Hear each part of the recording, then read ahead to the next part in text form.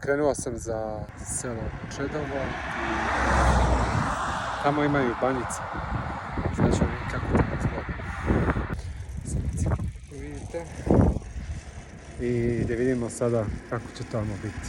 Nadam se da će biti dobro.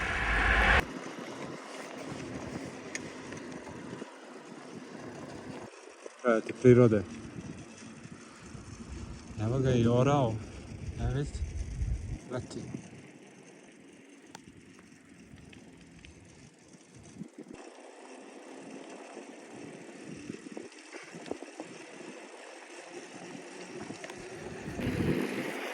Leti! Dobrodošli u Banjice. Sada ćemo pokazati kako izgledaju Banjice. Malo je voda zaprljana, ali nema veze. Doći ću drugi put da snimam ujutro. Ovo iza mene su Banjice u Čedovu i gledajte.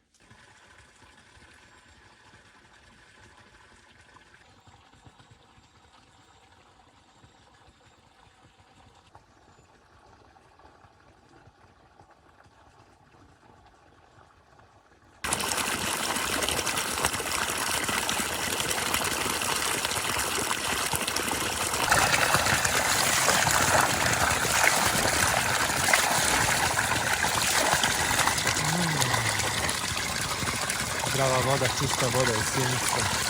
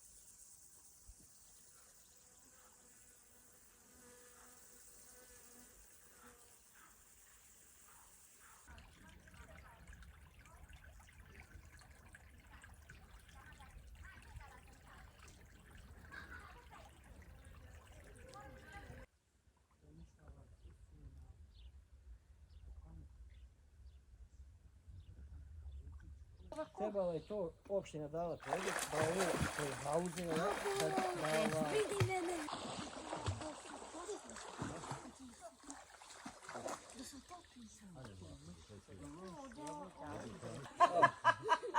bitno je da ga nije sada naučići. Ali naučio da se održava, da. Da, to je najbitnije, mene to ne je. Nije bol ne mnogo. Mi smo rano decu Bije se obadvi. Rano smo rano.